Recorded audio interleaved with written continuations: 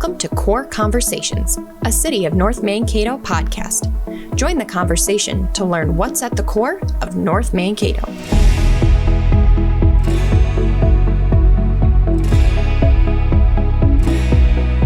right, welcome to the C.O.R.E Conversation podcast. This is a publication done by the City of North Mankato, and we're happy to be back. It's been a little hiatus for a while as we've restructured things and with the public television systems and stuff and all that. So we're glad to be back, and we're kind of in that history mode and kind of get to know North Mankato employees and a little history background of sort of positions and things like that. So it's great to have everybody with us today.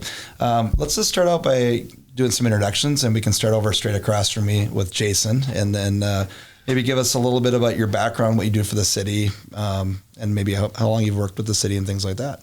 I've been with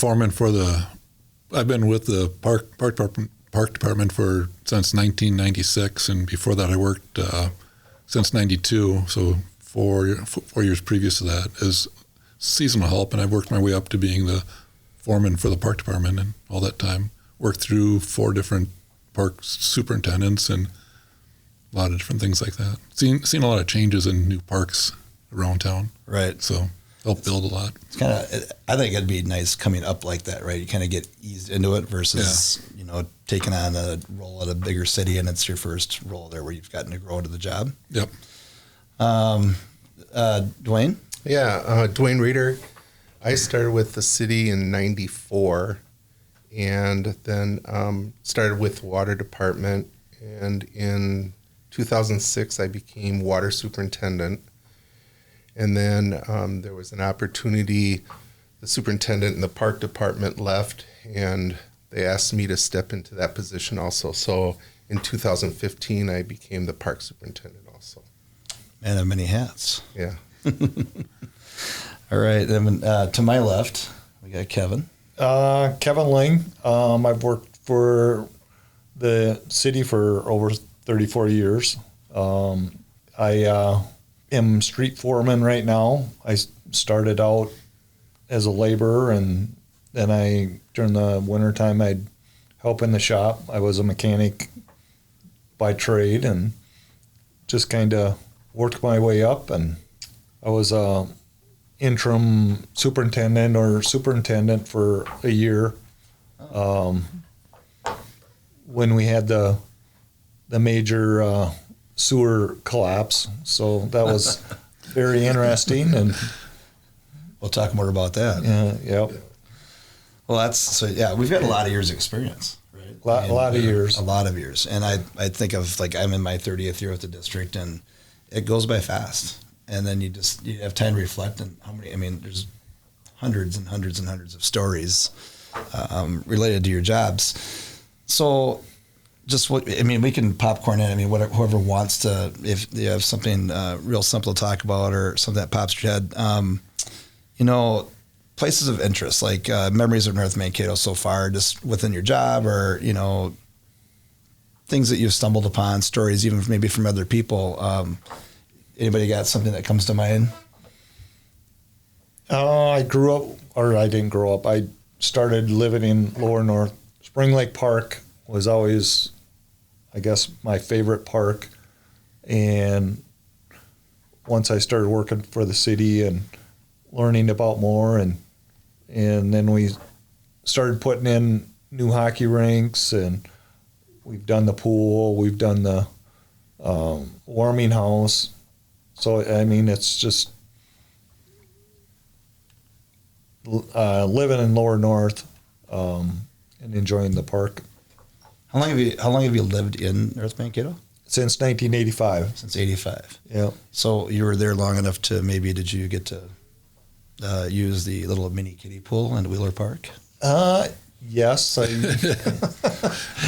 My assistant coach, Kathy Duffy, got to drain that thing and refill it every other day as one of the pool attendants. I actually got to paint it 2 or 3 times when I was seasonal help, because they didn't get rid of the pool till the late 90. It must have been 95, 96 when they took out the pool. But yeah, painting it was always fun because you hoped it wasn't the sun wasn't real bright because it would just glare back at you all day long. And pool is loose. It could be a bird bath. Yeah, So it was a bird bath. It was. There was probably more birds in it than kids at some point. So yeah. Jason or Duane, any memories that come? I mean, I was going to bring that up. We moved into North Mankato in '81, and I was working with Much Hardware, so I was lucky to meet many of the employees at the city at the time. So I think that got me the foot into the door to work for the city. But like I tell the guys, we're citizens before we're employees, so we look out for our city. And we moved in '81. Both my kids grew up, and one of their favorites was going to the kiddie pool. We lived on Sherman Street, just a block away, or we'd walk down to Spring Lake to the pool, and that was the best times for them. And it's one nice thing about North Mankato. The park system is just great for everybody. yeah, I mean, we've got bigger parks, right, and smaller parks, but we definitely really try to keep parks in, access to outdoor, space and places to picnic or play or whatever. They're accessible to everybody. Right. Yeah. I think one of my biggest favorite spots would be like Bluff Park, because when I started working, the whole center of the back was just trees, scrub trees, elms, and just messy trees growing up. So we worked on clearing that all out over years, and then we put the prairie in there. And as we were clearing it out, there was many people that would walk back there and say, "How come you're doing this?" And we got the bright idea to we could put a baseball field back here, soccer, and they didn't like that. So. But you did sort of do that, huh? Oh yeah, we cleared out the whole front because it was basically just a trail, and it was all just trees the whole back. But now the prairie's back there, and it looks much nicer, I think. It's beautiful. Yeah, that's back. We all sort of grew up in that time, and you could make some trails up in behind Spring Lake there. Yeah, big dirt bike jumps and tracks, or whatever. And nobody'd say anything now. Be in a little bit of trouble. Yeah, I agree. For me too, there's so many memories up, on top of the hill and below. But I did like it better when there was brush, because I may have had a little fling with a young lady up there. So I did like that tall brush. Yeah. No, there's some. It's fabulous up there. It's a hidden gem. And then with that overlook, that really was a great addition. Yeah. It's really nice up there. We get a lot of compliments. So we do, and I've gotten some, and it's good to hear that you guys hear the same things too. And it was brought up actually. I'm on the aesthetics group for 169, the improvements. And that was one thing they actually, the MnDOT brought up is they went up and they got pictures and they viewed 169 from that bluff area. And so, I mean, they're trying to get, how are we viewing 169, and, both from the outside in and the inside out, to kind of see how to improve it. So that was one of the spots that they brought up. So people of interest, do you have any employees or just people that bring back memories, for you from the past, or mentors, maybe good stories from, and I'm going to break away quickly while I'll let you stew on this a little bit, because I drove bus for the steel workers and the construction workers for the Mayo expansion. And I'd like to, of course, draw some conversations from people. So I said, "Well, do you guys have any fun shenanigans you do, when you're on the job site?" They said, "Well, you got to be careful. We're all union workers. You get, you can't do too much." But he said, the one rule of thumb is, he says, if it's sunny and raining, run, because it usually means the crane operator's bottle is full and they're emptying it out to refill. So I'm like, oh, that's good. So if it's sunny and raining, just remember, don't look up. No. So is there any people that mentors or people you remember, or some fun memories from past in your departments? Well, Bob Ringhofer was a city administrator when I got on, and kind of he would give you a job. The biggest job when I first started was the golf course, and of course, driving out there every morning, and I would go out there and do a job that basically roughing in plumbing, and I'd finish the job because that's all the plumbing inspector had gave me, and I'd go back to the shop and work, and Bob goes, "Don't you like working out at the golf course?" And I go, "Yeah, but when I'm done with what he gives me, I'm not going to stand around for the rest of the day." "Well, I'm going to have to get him to give you some more work to do." We want you to enjoy that golf course. So it's like, yeah, I mean, I kind of enjoyed working underneath him, and yeah, he would give you grief sometimes, but Well, it's interesting because that was one of my favorite memories. I worked out there for a summer picking rock and tilling and packing, right before we seeded and fixing drain tile, and we probably stumbled across each other, during that time. Yeah. But it's one of my memories too. It's things happen the way they happen, but that's a fun one for me too. Anybody else got some stories of former employees or?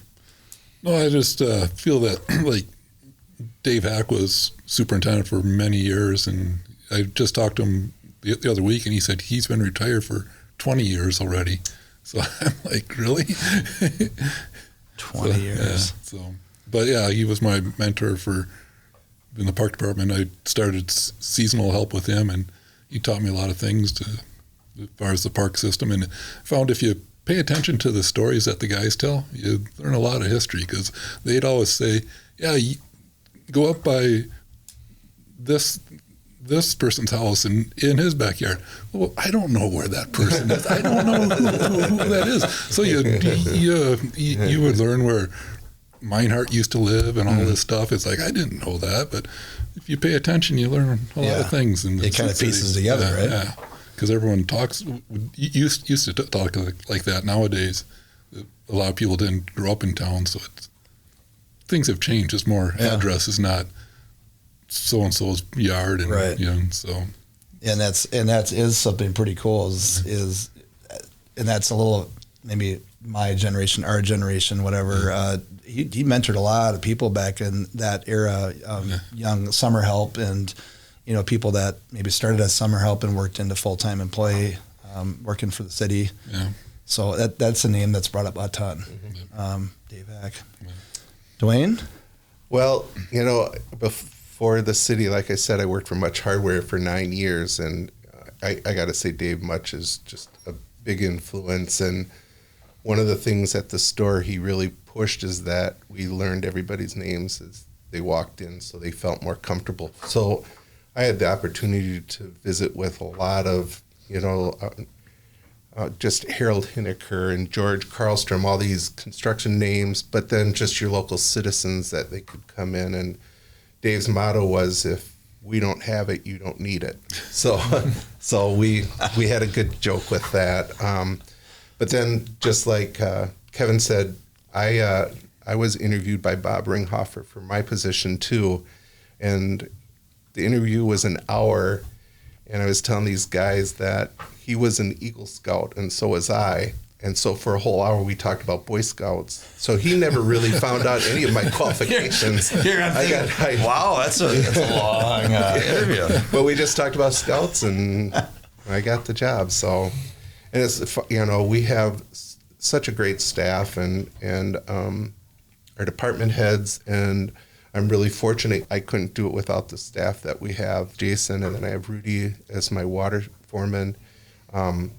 Everybody goes above and beyond. And like I said, we're citizens before we're employees. So they're looking out for the city. I tell the people we have 14,000 plus bosses. And we're not going to please everybody, but all you can do is do your best. And that's our goal every day. So. Well, and I think, our viewers are going to see that the reason that it is the way you're all describing is because of you, right? It's because of you, the people before you, Dave Much or Ringhofer or, whoever, or Dave Hack, people that mentored you, and now you just kind of want that culture to keep going, and you're training your newer employees the same stuff. And right. that's gotten lost as a teacher too. It's getting lost in the shuffle and over the years, and so it's cool to see that we're doing our best to maintain that, right? So we'll go on to, we got another question about just personal memories and stories of interest. And I'm going to lead this one off just because I finally got, and Jason was a part of this, I finally got one of my curiosities off my bucket list in North Mankato, and you got to be with me that day. Yeah, I showed these guys the pictures, and they have no clue what that is. And you know who does know? I don't know where he found it out. Jacob knew. He knew what it was. Really? And so we'll talk about that to everybody. Yeah. So I got a good friend, Brandon Maceman, and him and his wife, they live on her family property up on Belgrade Hill there. And there's a stone, 12 by 12 building. It's pretty small. Right? It's cinder block. And in it is this huge tank. It's a huge tank. Can be pressurized, and it's got I don't know what you call it, sight glass to see the water levels, and it's got these huge big pipes that cuts through the basement or the floor of the building. And it had a 1953, right? Wasn't it 53 date on it? So when it was constructed and built, and we're like, what is this thing? And you didn't know, and you guys are still kind of thinking, well, I think let's hope he's right, and you'll tell me what it really is, but I think it was. He said it was to pressurize, because he wanted to see it too. It was to pressurize the water. It was before our water tower, I think. It was to add pressure to the water to get the pressure into the houses in lower North Mankato, right? It was described to me as that was some sort of like, I don't want to say hydrostatic, but it was a way to pressurize water into the system going to wherever it was going. So I'm guessing up. Or maybe it was up when it was first developed on top. Okay, so we'll say up. Because the water plant was built down below first. Yeah, so there's no water tower really, maybe? Not probably? At that time, no. So that was to get that water up. Okay. And that's what it was, to get it up the hill to... Makes sense. But it was like a pump to pressurize to get the water, whatever, pressure to some place. Makes sense. So that is, and you have to maybe take a peek, but... he showed me a picture, but I had no clue. It's like, well, we'll have to call Wendell Sandy and see if he knows. So, I don't know, I can't remember what it's called, but it's just a pressure tank. Cool. Essentially a pressure tank. When if you live in mom and dad had a pressure tank in their basement to get the well water up. So there you go. So it's to go up the hill in that early developmental stage, right? Sure. Yeah. So that's interesting. 53 would be about right. Yeah. So hopefully you'll get to maybe get in there and see it and say hi to that red squirrel that flies out of there. There was a squirrel in there. There's walnuts in there that deep on the floor, so they've been busy. It was Christmas vacation. So that was a cool bucket list for me, because we've run up that hill through that trail, which is a really cool trail to upper north there when we get to that new cinder trail we have, or wood chip trail. But you guys have some other memories or stories of interest that you kind of have heard of, maybe that interested you, that you kind of got to see or be a part of? I had one story, because when I started seasonal and full-time, we'd get geese at Spring Lake. We'd have thousands of geese at Spring Lake. The ball fields would be full of geese. So Dave had a salesman come, and he said he bought this stuff. If you spray it on the grass, the geese don't like it. It was like garlic. Smelled really strong, that, and he said the geese, they don't like that smell. Well, we sprayed it out there, and it seemed like more geese would come and eat there, like in a salad almost, or the garlic salad bar. You sprayed it, and the garlic scent was so strong, but then the guy swore up and down, the geese will just leave, and it doesn't harm nothing, but I think the geese came and ate more grass there after that. That sounds like almost the same stuff they were selling for mosquitoes for a while too. Yeah. Probably drove the people away that didn't want to. It's like, what's that smell walking down the trails? Yeah. But how about the other two here? You guys have anything? I guess otherwise? I just think of the growth in the last 30 years that North Mankato is, and I was telling these guys, when I started in 94, they had just built the water tower on Carlson Drive in 92. And so from Lookout Drive to the tower was a single lane gravel road. yeah. And I can remember many of winters of parking the truck on Lookout and walking through knee to higher snow just to get to the tower to check on it. And now you think about the growth out, off of Tim Road and out in the reserve and stuff.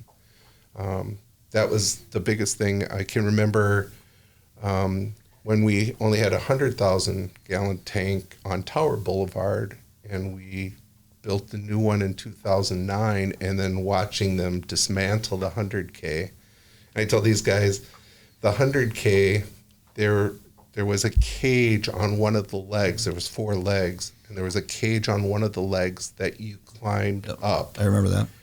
And so you climbed up, and as you got closer to the top where the barrel was, you'd start going backwards.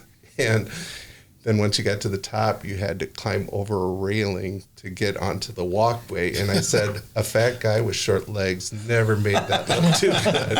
So, and the first time I did it, the water superintendent and foreman were sitting at the bottom just to make sure I could do it okay. And at that time, we had to wear pagers. And I had it on my belt and got almost to the top. And all of a sudden, I heard this clink, clink, clink. And it dropped off my belt and broke at their feet. And so it wasn't the best experience the first time, but... That would have been the interview right there. That 1 hour Eagle Scout interview. It should have been that. And then we're going to the water tower to see how you are with heights, right? Yeah. So that would have failed that. Yeah. So, but I mean, we've seen parks grow, since 94. We've had 5 lift stations built. I came in after the golf course, but Caswell 4 fields were done, but 5 and 6 weren't, and we had to develop all that area. There was a farmhouse. Yeah, there was the Caswell farmhouse and a barn, and they've hauled many. I'm sure Kevin hauled many loads of dirt in there by 5 and 6 because it went down so far. Yep. And they were hauling trucks back and forth for months. It seemed like. I vaguely remember that.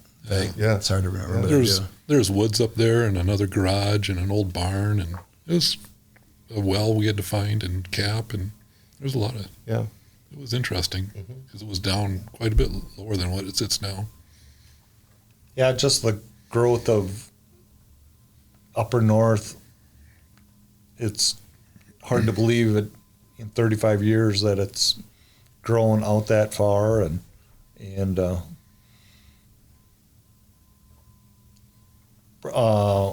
being on the fire department, it was like the farmhouse. We were able to do a training on there, and having basically all day to play inside and start fires. And it's a dream. I think that was the Nancy Knutson was the mayor at the time. Her and some of the other wives were able to go in and play in the fire, the flames too, and being able to do that and seeing the growth of the city. Yeah. And then some of that history that ends up getting used for, like I said, like a controlled burn or practice or whatever too. Yeah. Yeah. I mean, it's like you said, the growth it's interesting, and I've told the story maybe in a podcast before. My grandpa got offered a chance to go in with some other local doctors to buy land in Upper North Mankato, kind of where Taylor Court might be. And my grandma thought that was very risky to invest in land. We should invest it in CDs at 3%. Whatever it was, So, I said my dad probably still is kicking himself for, she had to put it under the mattress, or put it in a CD. Too risky to do a real estate. Yeah. One of the stories I had is, I don't know if, Kevin, were you on the fire department when they'd butcher the geese? They'd catch the geese at Spring Lake Park, and then they'd butcher them, and the fire department would get, everyone in the fire department would get so many geese, and we actually kept geese over winter. As the stories I was told, they would have geese that they would overwinter at the park department, and someone would have to go in and water the geese on the weekends and feed the geese. Really? Yeah. That must have been before me, because I don't remember that. So Okay. I got a feeling, though, Kevin, you have some stories about dredging the lake. Oh, yeah. Were you a part of that? Yep. Drive. So did you find, was there any interesting thing you dredged or found, or I mean, whatever happened with all that? We found some old glassware, like whiskey bottles, but there wasn't any saying on it. Sure. But the first year we tried it, we thought we could just go out on the lake without draining the water, just going out there and start digging. Well, we buried the dozer. And then this is separate from burying the lawnmower that year for pond hockey, right? That's a story. Then we had to get the loader, and that almost got stuck. And we had 2 loaders down there and the grader, and we had to rethink on how to dredge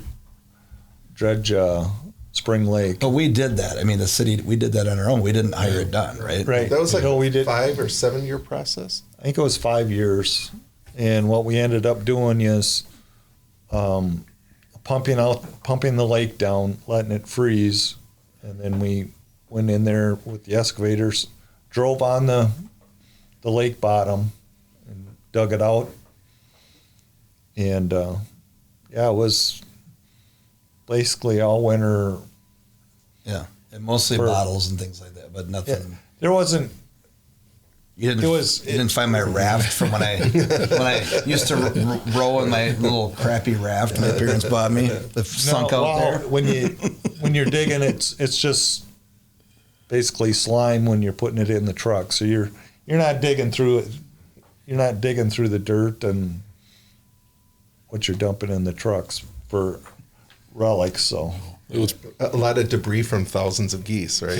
well. There was one time that you guys had dug out the creek, and they had a big pile of mud. We'll call it. It was the blackest stuff you ever seen. It was along the creek in the pool there, and some kids decided to go down there and play in that.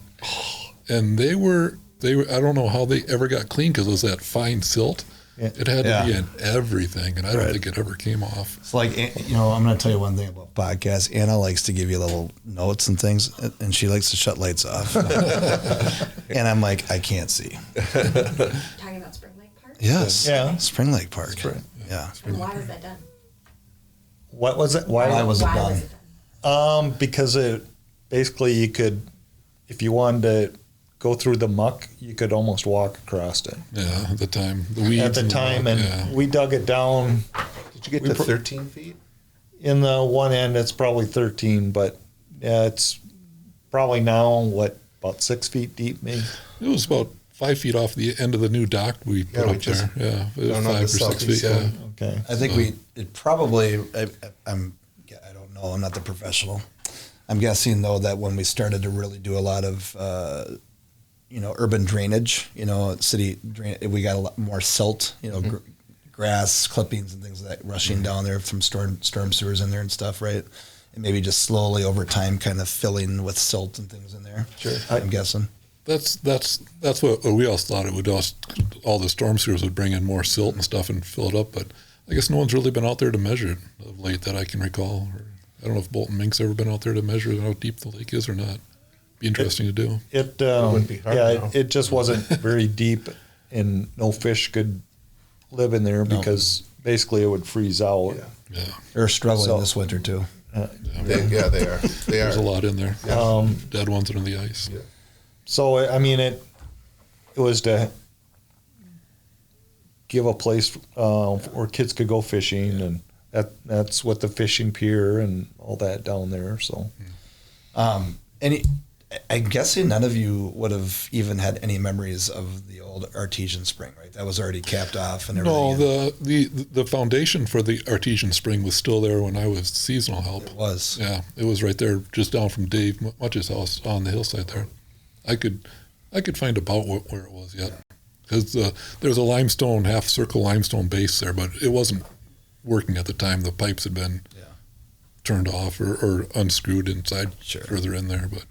And I think people have said that it was kind of probably fed before development, right? With the potholes in upper North Mankato, maybe some of where water would settle, and we have springs that come off onto the trail a little bit, right?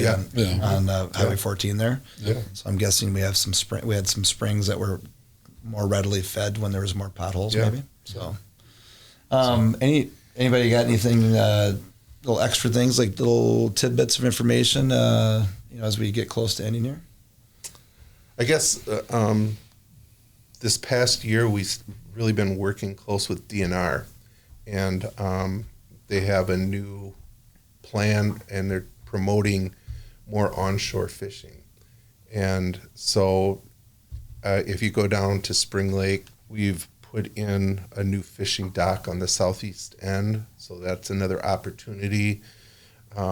Hopefully this year we will be doing on the west side, there'll be sort of a Onshore fishing, like a cement pad or with a rail where you could cast out and Cast do off some with that. fishing possibly. Oh, so it'll be an additional cement pad with a rail. right, Yeah. right. So you could maybe wheelchair up to it. Use a Exactly. wheelchair. Make it more accessible for And everyone. actually, with this pier that we're putting in, once it it dries out and stuff, we do have to make an ADA access. That was one of the requirements by DNR.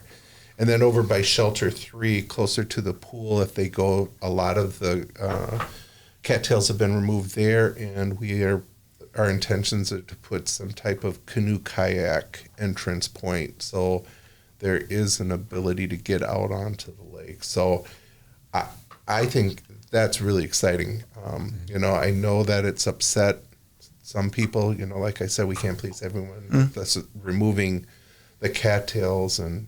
But the Department of Natural Resources gave us the proper paperwork to do all that, so we have the permits in place to do all the clearings. So Yeah, and we all know. I mean, we all want habitat for wildlife to nest and to have that there. But to be able to have, and I teach fishing to Monroe students, and we go down and use that. It's been a struggle to find enough space for our kids to cast and fish.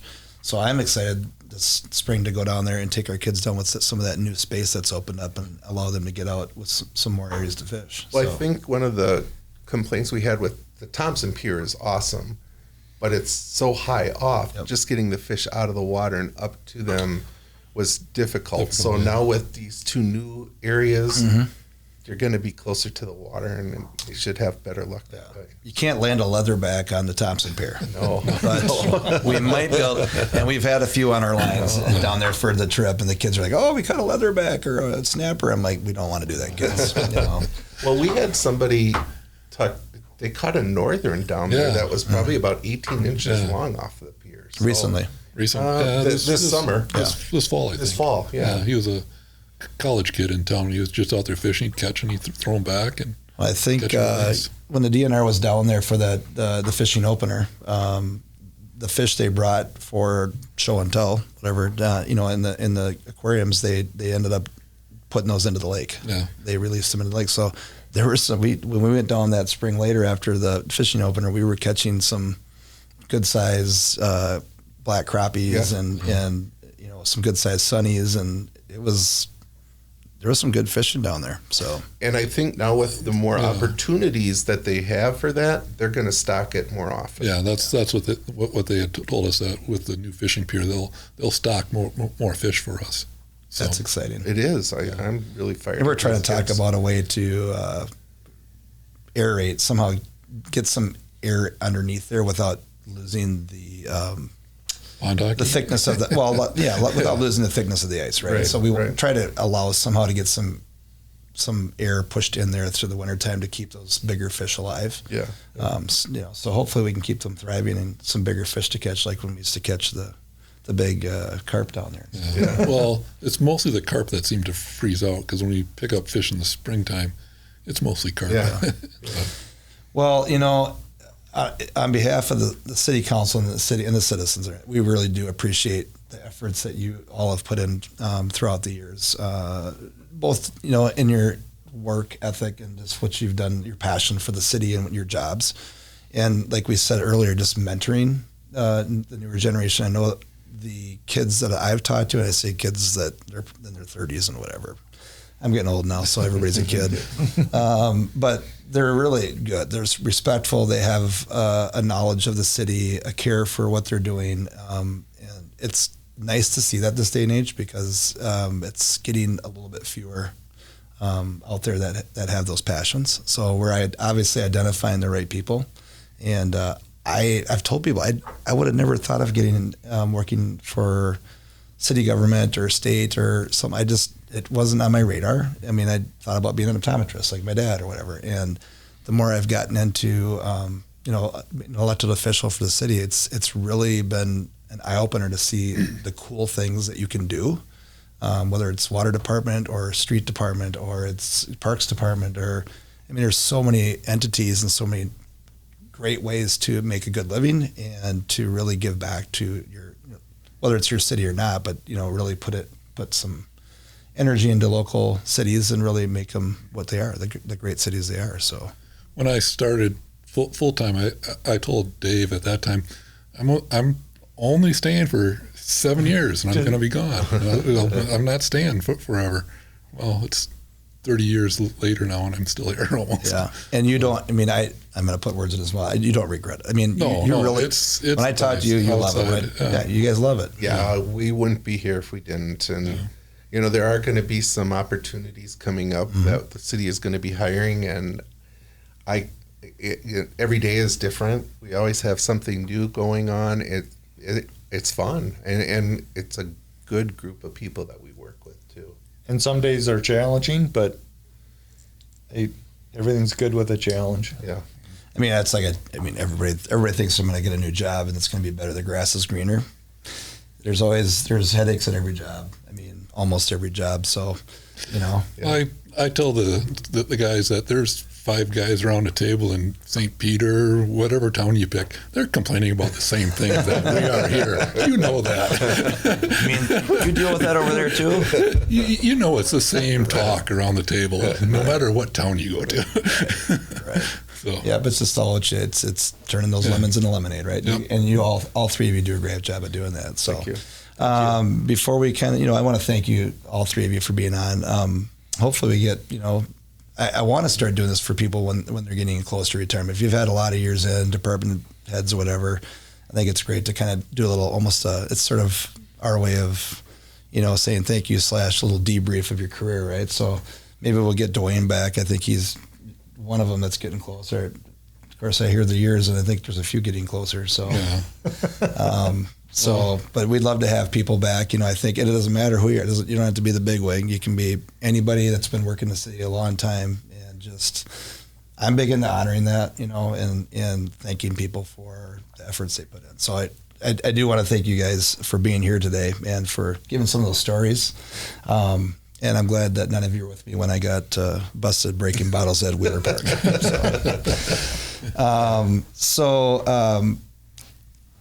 Directing the viewers to get more information and to see these podcasts, you can log into the North Mankato City webpage, and we've got links to the podcast there. There'll be more coming out. We're getting it kickstarted again, and hopefully maybe we'll have a few of these guys back again, and maybe we'll go by departments and bring some more of our fellow co-workers in and get some more stories, some more history. Cool. But no, thanks again for being here, and we hope that you enjoy this podcast, and there's more to come with some history and stuff coming up for the summer and next fall. So just keep looking forward to more coming out. Hopefully we'll get 1 to 2 a month coming out now throughout the summer. So thanks again for joining us with C.O.R.E Conversation Podcast. Again, a production from the City of North Mankato. This has been C.O.R.E Conversations, a City of North Mankato podcast. For more information about city happenings, visit northmankato.com. Thanks for listening.